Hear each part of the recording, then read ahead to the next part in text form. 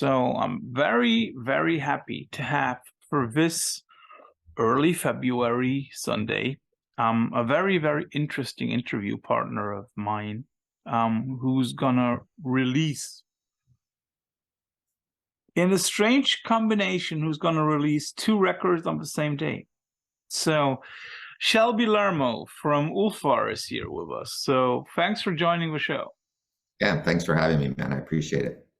Yeah, we also appreciate it a lot. And the icebreaker question always is, what is the band merch that you're wearing today?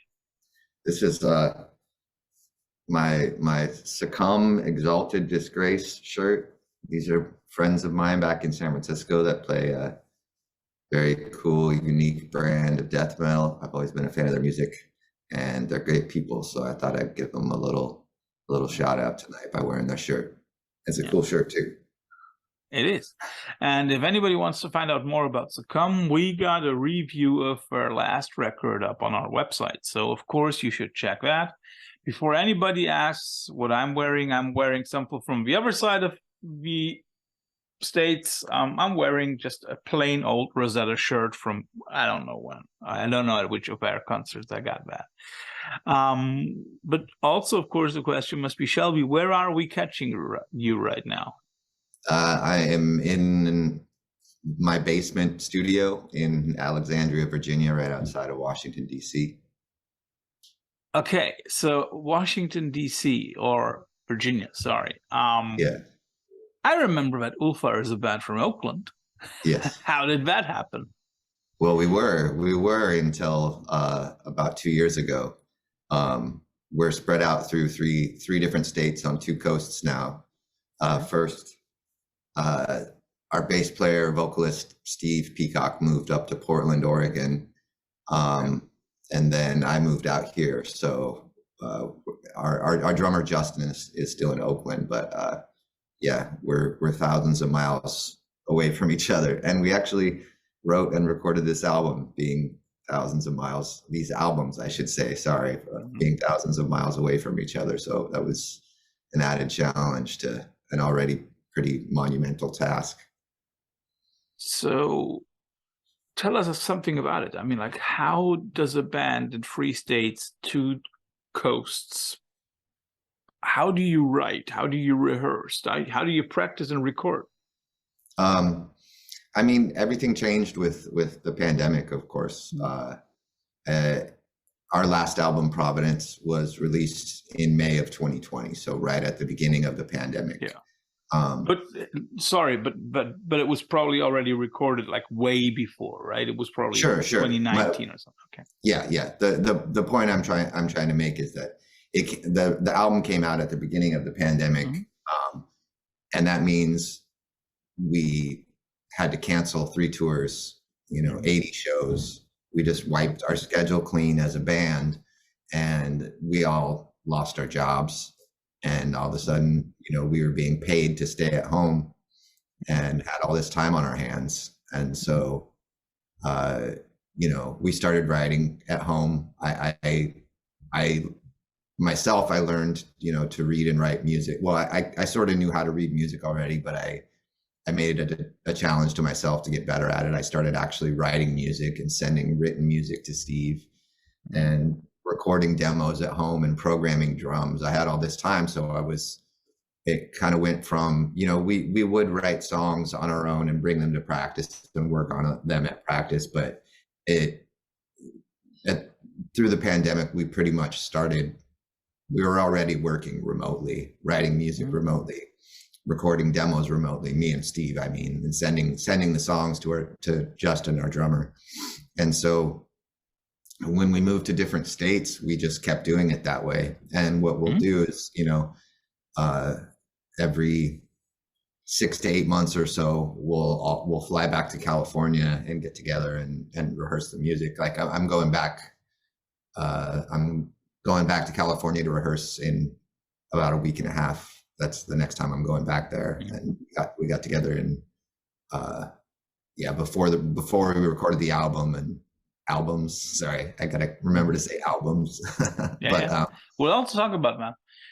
Yeah. So that's, we completely changed. Everything's remote now. Like everything else in the world, everything's done remotely, but we do write and record our music remotely and then try to get together and like actually go through it all together.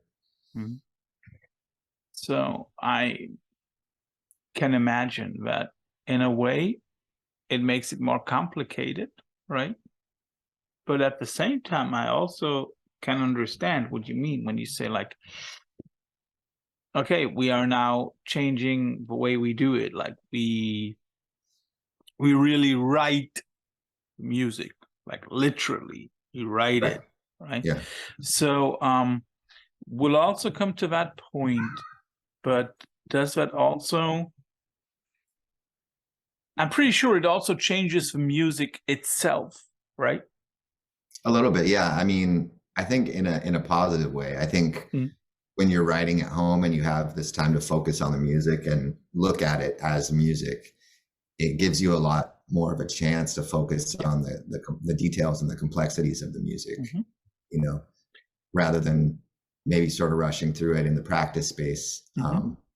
It does give you more time to focus, I think. And for me, I do prefer doing it this way. I'm sort of a hermit myself, so I like being down here in my studio with my cats, who you can probably see in the background running around, and you know, playing guitar, working on stuff up in my own time, you know.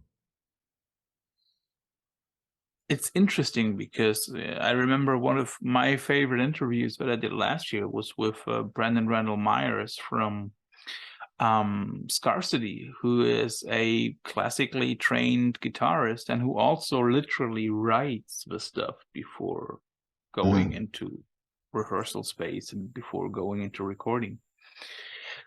But let me get that straight. So everybody writes on his own, and then you send it back and forth and twist and tweak it, and you rehearse it together in California. But the recording, is that also done separately, or is that once again done the old-fashioned way of we go to a studio and do it there? Yeah, no, this time our first two albums were recorded in California, in Oakland with Greg Wilkinson, because we all lived in California at the time. This time what we did was we recorded at a studio in Baltimore, Maryland, which is about an hour drive from where I live. And so Justin and Steve flew out and stayed with me for like 3 weeks, and we would just drive up to the studio up and back every day to record the album. That's how we did it this time. We did it all in about 15 days. Okay. And we were right down to the wire at the end. We were like at the studio at like 10 p.m. the last day before they flew out in the morning, finishing up the album. So we barely made it. Do you also then record the vocals there? Because when I spoke to Jesse from Kenmode, he explained that one of the things that he really liked about how the pandemic changed the songwriting and recording was that he'd do the vocals. He said, I can do the vocals anytime at home. Yeah. We recorded the vocals in the studio. Sorry, hold on one second. Of course, no problem. So here, everybody, you see, that's how life is here at Veil of Sound. You're being left for cats. Yeah, my cat, he was getting into some trouble. He was chewing on a wire. So shall I repeat the question? No, I got it. Cool. It is possible that we could record our own vocals. Like I could record my vocals down here, but we were in the studio already, and you know, the engineer has much better microphones and much better equipment than I have, so we took advantage of that. Being a football fan and being right in the playoffs, I of course have to ask you also the question: how happy are you that the Raiders lost and the Ravens lost? So you come from a band with no football team. You're from an area with no football team, and now you're in an area with not the best football teams. Well, we have the Washington Commanders here. I don't really follow football. I just know the Washington Commanders are like, they were the Redskins, and there was this big uproar about the name, and then they were just called the Washington football team for a while, and now they're called Yeah. the Commanders. I Yeah. really don't follow football, so I don't know how they're doing or how they are as a team. Um, Well, but I know if I'm very much into football, and I know that there are people out there who say the team that shall not be named because yeah, of Snyder, the owner, and everything that he's doing to the team, to the environment, and well, so but yeah, Oakland is an interesting place, and that is also something that struck me. Of course, doing the research, there is one thing that we'll come to later on. But would you say that in some way Oakland, like the last 10, 15 years, got once again really big on the metal map because of bands like Ulthar, because of other bands that you were in? I mean, like I looked it up, and there are loads of huge metal bands from Frisco, from San Francisco, Veil, Pale Chalice, Extremity, Vastum, Ulfar. One of you guys was in Tombs, which I love, but that is, yeah, of course, East Coast. So there is a lot of good metal coming out of the Bay Area at the moment. Would you say yeah. it's a second coming, or has it always been there? I think it's always been there. It's just a matter of like what style of music Mm-hmm. is popular at the time. There's a ton of great bands. There's Succumb. There's always Autopsy has been out there for 30 years or whatever. Mm-hmm. But I mean, in the grand scope of things, when you look at like the thrash metal explosion and The 80s, right? Metallica and Exodus and Testament. I don't feel like what's going on now. I mean, time will tell. Who knows? Who knows in 20 years how people look back, if there even are people to look back. But I don't feel like the Bay Area is like at that level that it was in the 80s. You know what I mean? Mm-hmm. I mean, it is a great scene and probably one of the best in the country, if not the best for metal. But I don't know. I just don't. It's when you're in something, when it's happening at the time, Yeah. it's hard to Yeah. look at it with the reverence as you do something that happened, that you grew up with, that influenced you so much in your musical journey or whatever.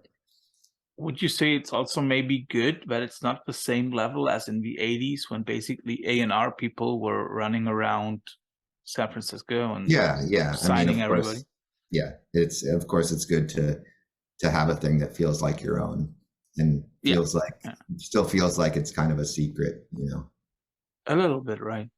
Yeah. By the way, I'm not sure if Denver and the Denver metal scene would love your take on San Francisco being the metal city at the moment, because there is some good death metal and metal out there in Denver as well. Sure. And that I is love also Bloody something that Candles. strikes me. It's less of New York versus Florida versus LA. It's the, I don't want to say the second cities, but like the cities that are not as huge as some other American cities. And I also feel as if it's good to have it in cities like Oakland and Denver, because the cities are huge. Don't get me wrong. They're very big, especially also compared to Europe. They're big, especially the metropolitan areas, of course, but they're not too big. It's not like 13, 15 million people living there. So it's still a scene, not 3, 4, 5 scenes, but it's one scene, right? Mm-hmm. Mm-hmm.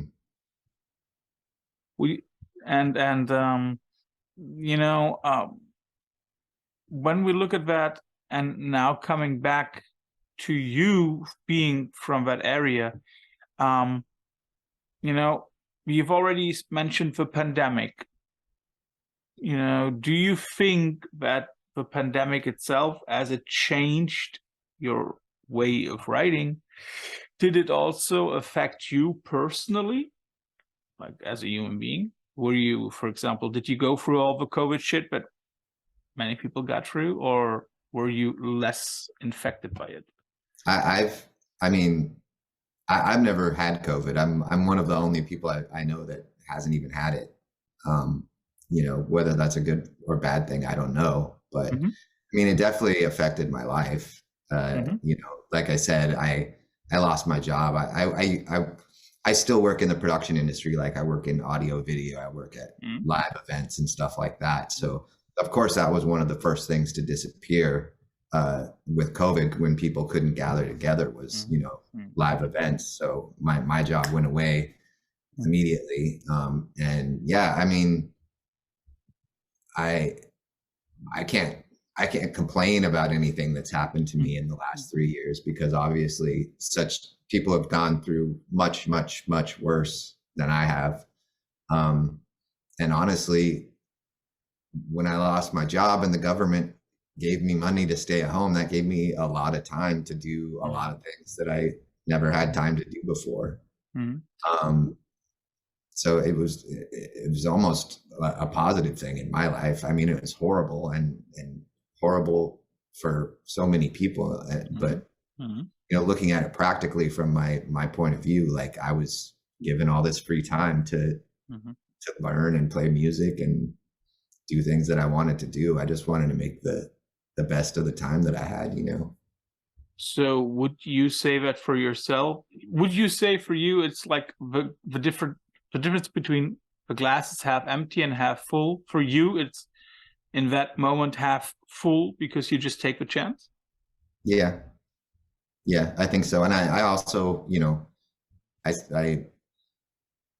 I wanted to learn video editing. So I learned video editing, and now I work as a video editor, as a freelance video editor. So, you know, it gave me the time to, you know, learn skills that help me develop my career, you know, outside of music and music also. So I don't know. I just looked at it and was like, you know, in a situation like this, the whole world is getting sick and people are dying. It's like you can either give in to despair or try and push forward and like make something of it. And you definitely pushed forward in a very, very good way.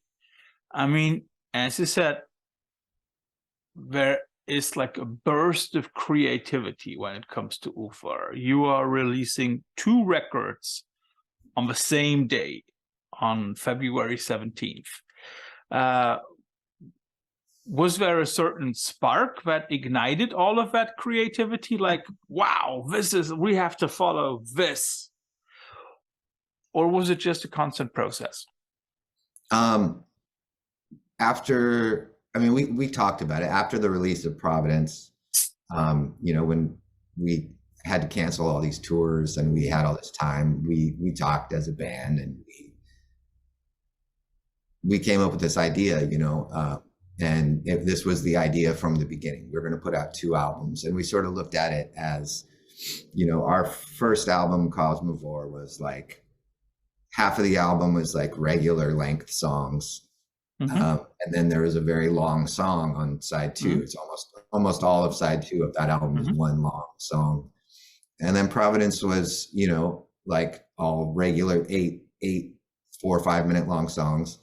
And we kind of looked at it like we want to do all of that again, but double it and put out 2 albums that are more than the sum of our entire career until this point, you know? So that was sort of the foundation. We knew that we wanted to do it this way from the beginning, that we were going to do 2 albums, and it was going to be one album with just 2 enormous 20-minute long songs, and one album with 1 for each side, right? Right. And Steve wrote half the songs, and I wrote half the songs. So each of us wrote one of the long songs, and then each of us wrote 4 songs on Anthronomicon. But yeah, that was the idea. Basically, was like we're gonna do something bigger than our entire output up to this point. And you know, I think we did it.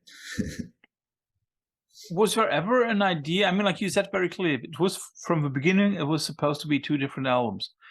But why not make it a double album? We wanted to do something different, you know, and the albums are, you know, they're aesthetically similar. Obviously, it's one piece of art split down the middle. So we put the albums together. I thought that was kind of a cool idea. It was our first commissioned piece of art from Ian Miller, and I thought, you know, it was my idea. I talked to Ian and I said, "Hey, can you do a piece like this where we can slice it down the middle?" And he you know, he knocked it out of the park. He did an amazing job on it. But, it's a really great artwork, yes. Yeah, he's amazing. But that was just the idea from the start. We want to do 2 albums, and you can look at them as separate albums, or you can look at them as one album, but it just didn't seem right to do it as a double album. Like, we wanted it to be two separate things that work together, but were their own separate entities, you know. And I think you did a good job of it. I think both records can stand on their own. But let me ask this way. When people consume the record, when they listen to it, shall they listen to each record singularly? Like, okay, this is Anthronomicon, this is Helionomicon, or shall they listen to both as a sequence? For you, I think people should listen however they want to listen. For me, in my opinion, is that it's sort of designed where Anthronomicon is a very dense and complex album, and there's a lot going on musically. And I sort of see it as a doorway. So if people listen to that album and they can digest it and they can sort of understand the concepts going on and understand the music, it's sort of like, okay, if you can digest this, if you can get past this doorway, then take the plunge on this next piece of music and see what that does to you, you know?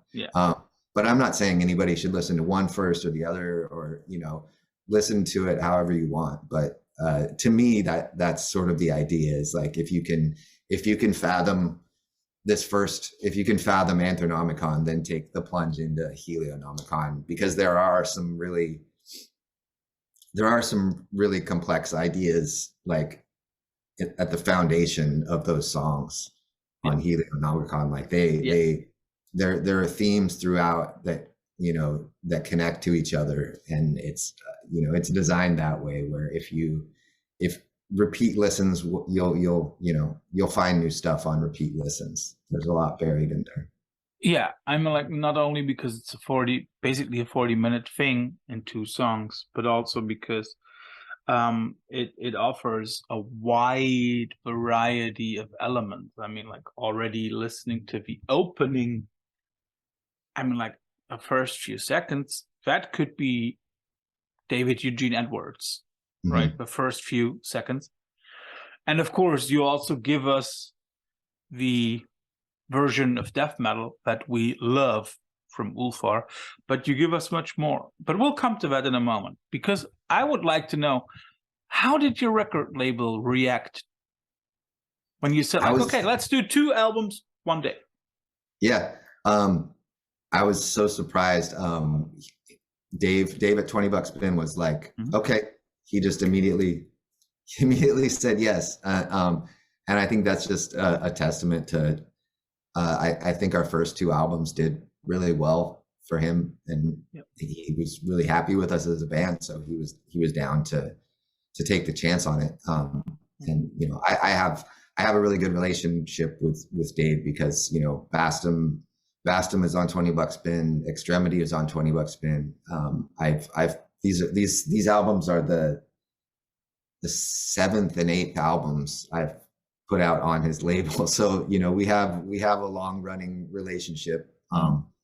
And it was cool. I wasn't expecting him to agree to it. And when I proposed it, he just immediately said, yes, let's do it. So you know, I hope that this taking the chance works out for him and us as well. Well, I would say, as many people who listen to your records are assumably very open-minded, I'm very sure that they will also like what you did on those two records.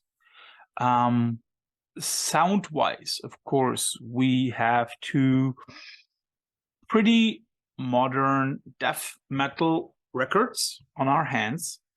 And, you know, of course, we see once again how highly skilled and talented all three of you are on the respective instrument. But it feels as if, you know, as if we are at a changing point for Ulthar. You know, it seems to me as if it might be the way that those two records are at the same time an end to the Ulthar that we know and a beginning to a new version of Ulthar. Is that just my interpretation, or is that also something where we can see you going with every next record? Even more open, even more expansive, more different elements.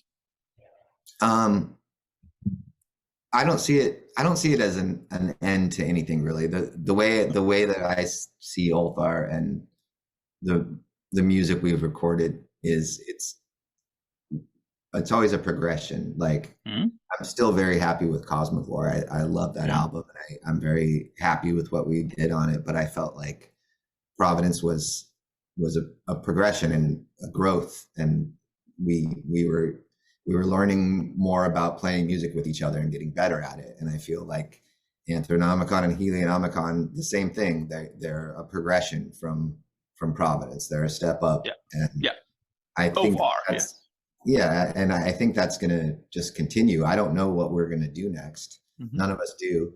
But I am confident that we'll come up with something that's a progression somehow. That's an improvement, because that's just what we do. Let me also get back to it. You know, don't get me wrong. Everybody righteously loves the first two records. You know, that is not something that anybody should deny. Listening to Helionomicon with its two long tracks, it is a little bit more. No, it's not a little bit. It's way more avant-garde. Would you agree with that? Yeah, me and Steve both kind of allowed ourselves to go kind of nuts with those compositions.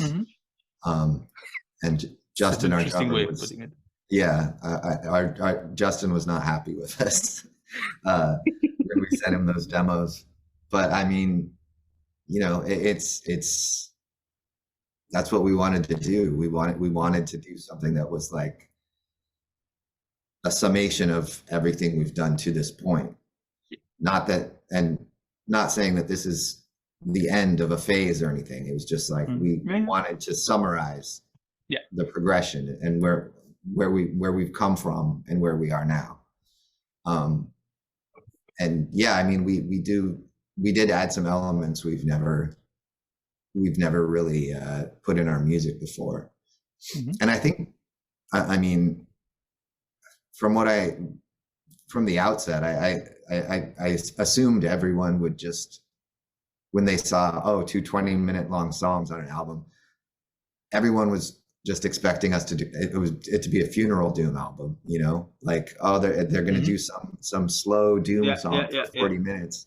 And we realized that people would be expecting that. So we did the exact opposite of that. We were like, no, we're going to make this our, you know, craziest, most aggressive, blast beat laden, you know, music that we've ever done. You know, there's still, you know, some slow passages and stuff, but that's how we write music, you know. And there are also passages where you obviously, you know, step off a pedal and go into, I don't want to say ambient, but for an Ulthar version of ambient, right? Yeah, and we've done that on all of our albums. It's a good way to build tension. Yeah, right. And here it's just a way that you use that kind of tension, and it seems as if you try to see how far you can take, right? And that is something that is definitely a very, very cool thing. What I also like is that it is obvious that you are three highly skilled musicians, but it seems as if you never want to show off. It becomes never prog metal, right? Yeah. Is that intentional? Like, okay, we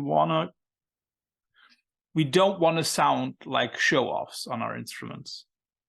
Yeah, I think that's a conscious decision that we all made as a band. Is we're not a prog rock band. I mean, I love prog rock, but we're not a prog metal band.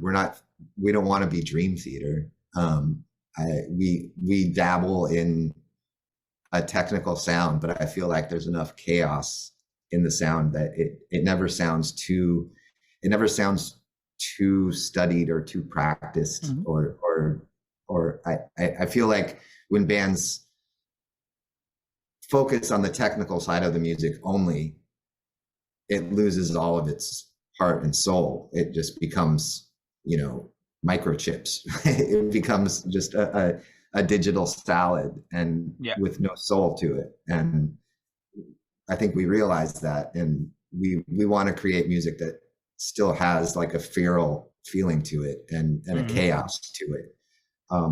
And yeah, we like to have some technical riffs, but it's never about showing off or playing some crazy. We don't have solos in our songs, we're not trying to play some crazy arpeggio to show off. It's like we're just trying to make interesting music, And that definitely worked on both of these records.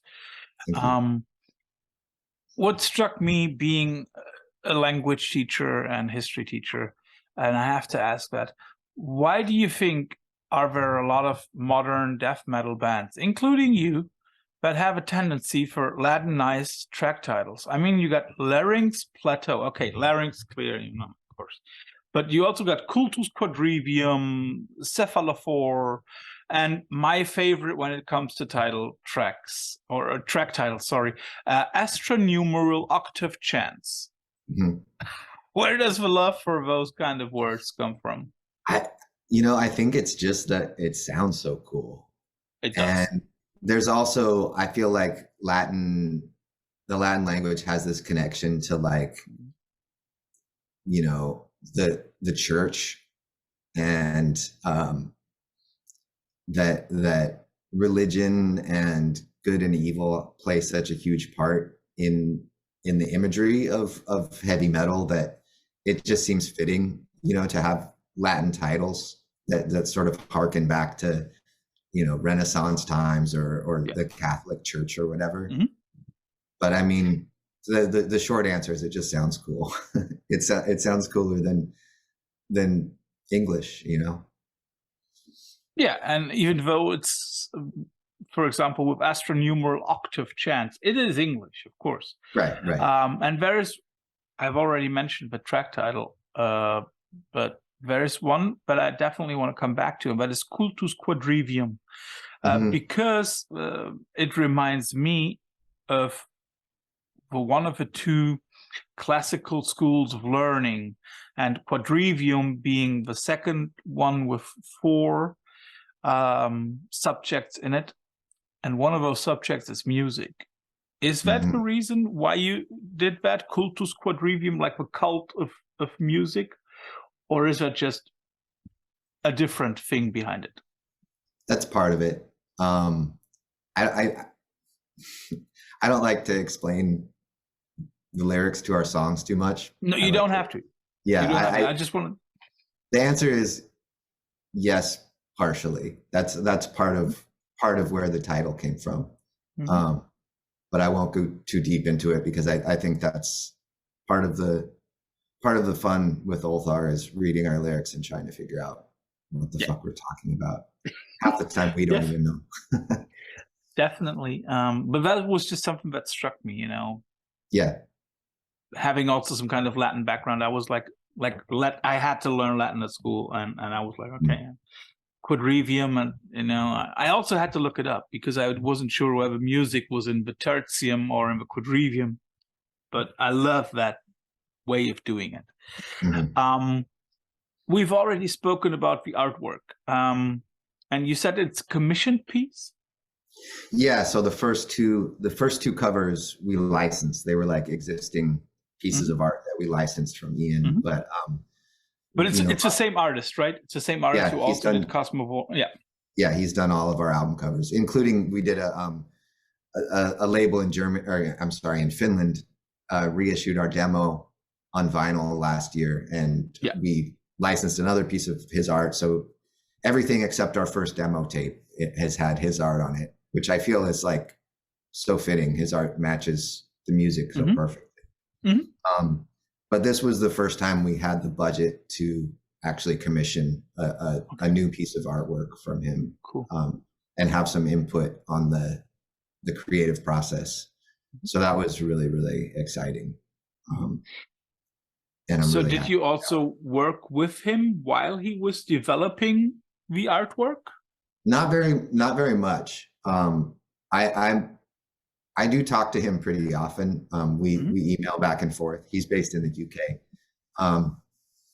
But at the time that he created the art for us, we just gave him a very basic color scheme, you know, and said, cosmic horror, like just do what you did on our other albums and turn him loose, you know. And he brought back exactly what we wanted. And I think we knew that would happen just because of who he is and how great he is. So we gave him very little direction outside of just, you know, cosmic horror, do what you do.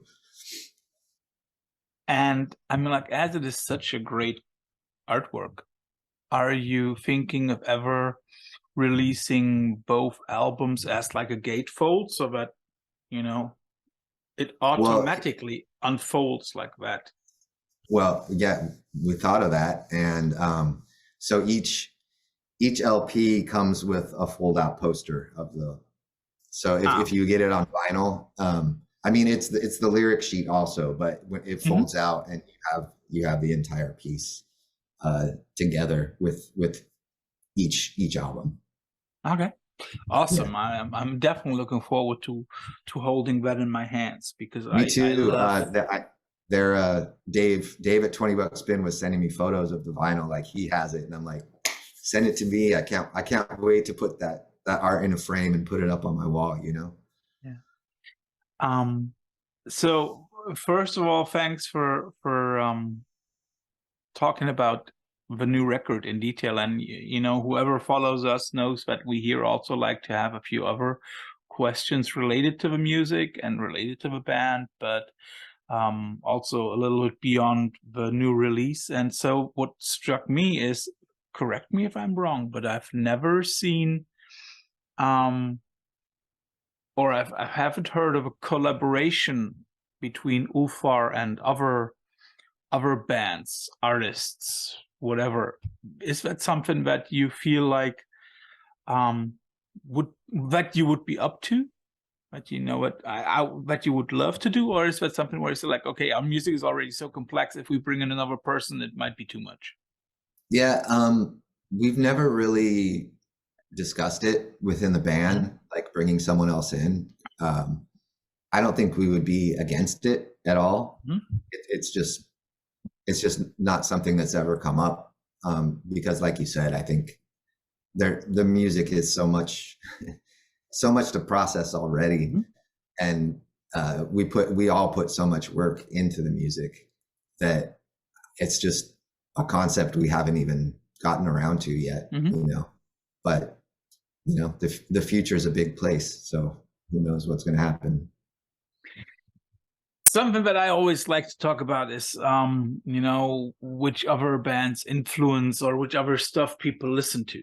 And like one of my favorite questions is always like, you can curate a 1-day 5 bands festival or 5 projects festival, and Ulthar takes one of the 5 spots. First of all, which spot does Ulthar take? And second, which other acts play which slot?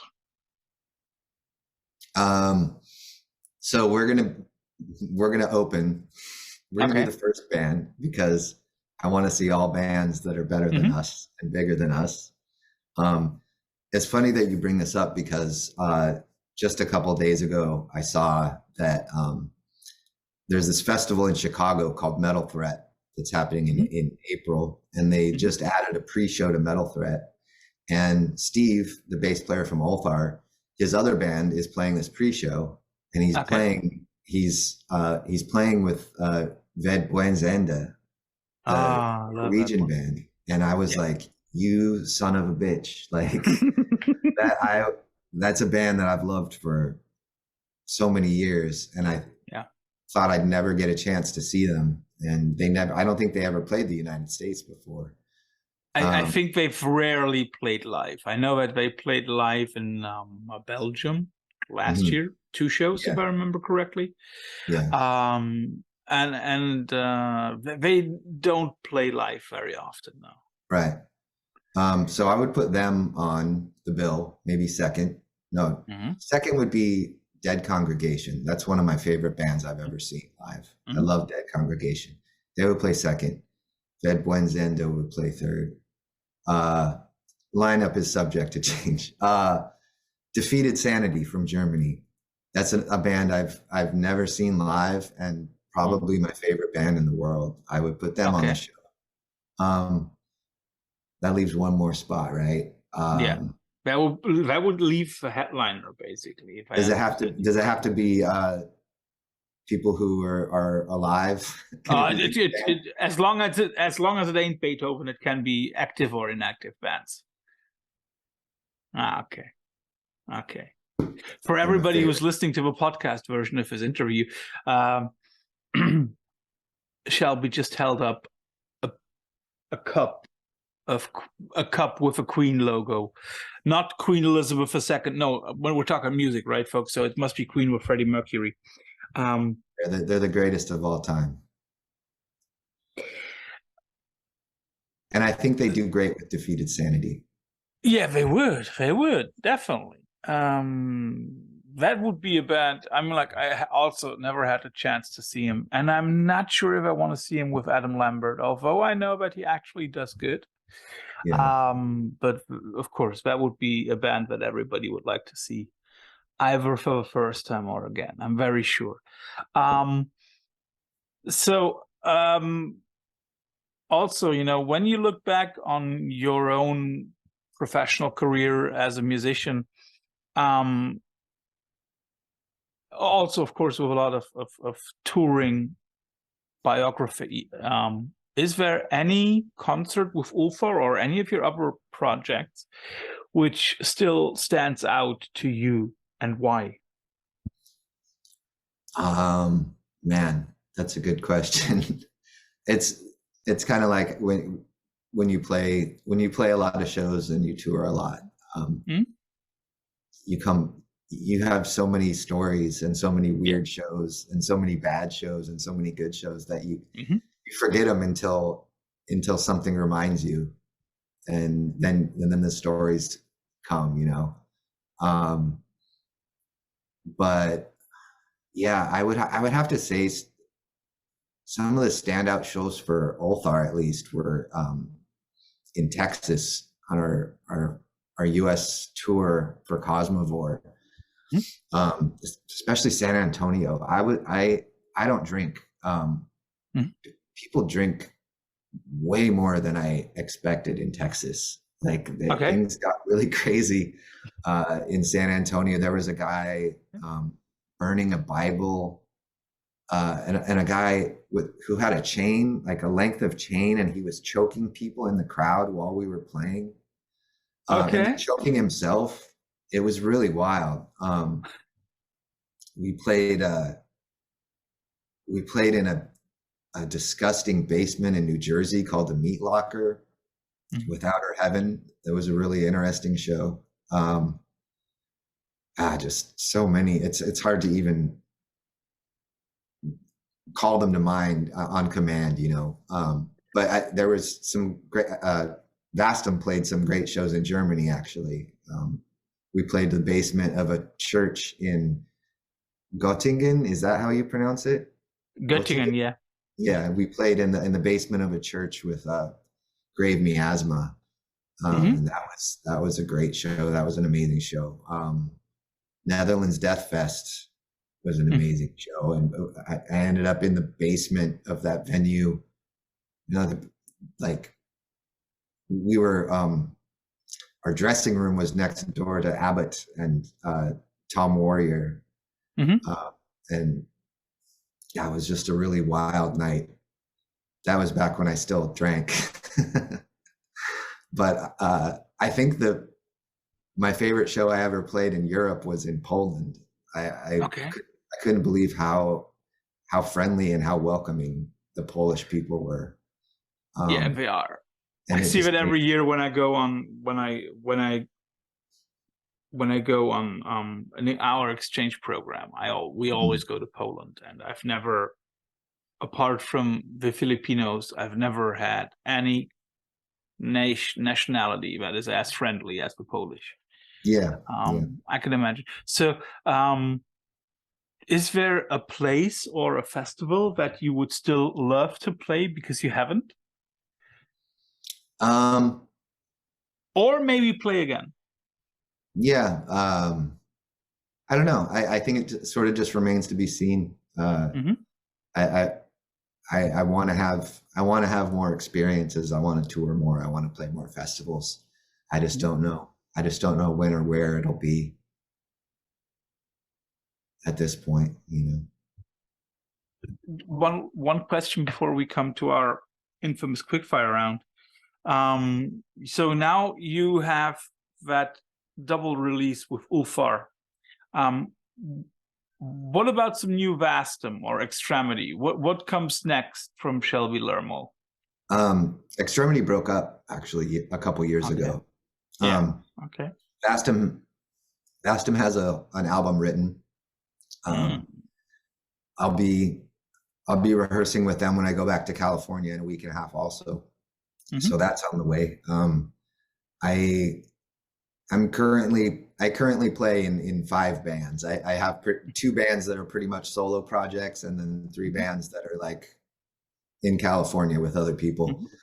Every band I play in is at some phase of creating a new album or releasing a new album. So everything I'm working on is moving forward at some rate. That is very, very good news to hear. Yeah. So, Shelby, first of all, thank you for this. And now our infamous quickfire rounds. You always get 2 alternatives, and you have to choose, like roses versus tulips. Choose one of the alternatives and maybe give a short explanation why. Okay. Let's start off with something simple.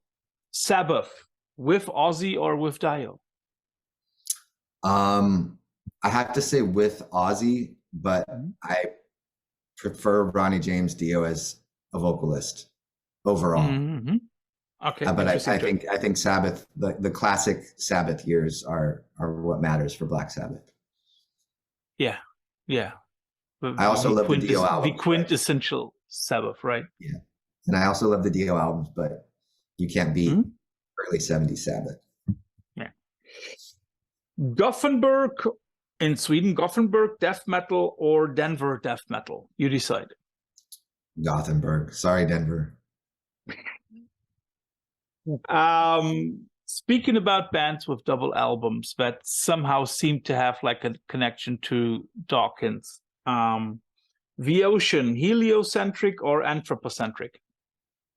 Anthropocentric. Black metal, true black metal or atmospheric black metal? Which do you prefer to listen to? I kind of prefer the atmospheric stuff. I kind of like synthesizers in my black metal. Yeah, understandably. I think I already know the answer to the next one, but still, Writing and recording versus touring. Writing and recording. Oh, I would have thought touring after you've Yeah. spoken so highly about new experiences and going out there. I love touring, but I love writing and recording more. Artworks, a gatefold or single shell covers where you have like only the one slot to put in. The gatefold is cooler. As you've mentioned, a certain love for prog. Genesis versus Yes. And early Genesis. We're not talking about the moment when Phil Collins took the mic and shitted it all up. Yeah, no, I understand. I'm still taking Yes over Genesis. I would always choose Genesis because of the Lamp Lies Down on Broadway. That is a great album. To me, that is my quintessential prog rock album. I just love that one. But I'll take Popova over either of them. Interesting. Pink Floyd, Dark Side of the Moon or The Wall? Dark Side of the Moon. What about Dark Side versus Wish You Were Here? No, I'm trying to keep my answers short. I used to live in a house with a bunch of roommates, and they would watch the movie The Wall at full volume every night. So they ruined that album for me. They ruined the album. So if you had the choice between The Dark Side and Wish You Were Here, would you still stick to Dark Side? Yeah. Okay. Last question. As you are wearing a Succumb shirt, and let's stick to the Flenser for a second. Succumb versus Chatpile. Oh, Succumb, for sure.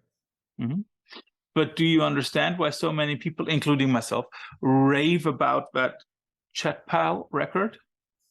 I don't really. Okay. Don't worry. It never worked for me. Okay.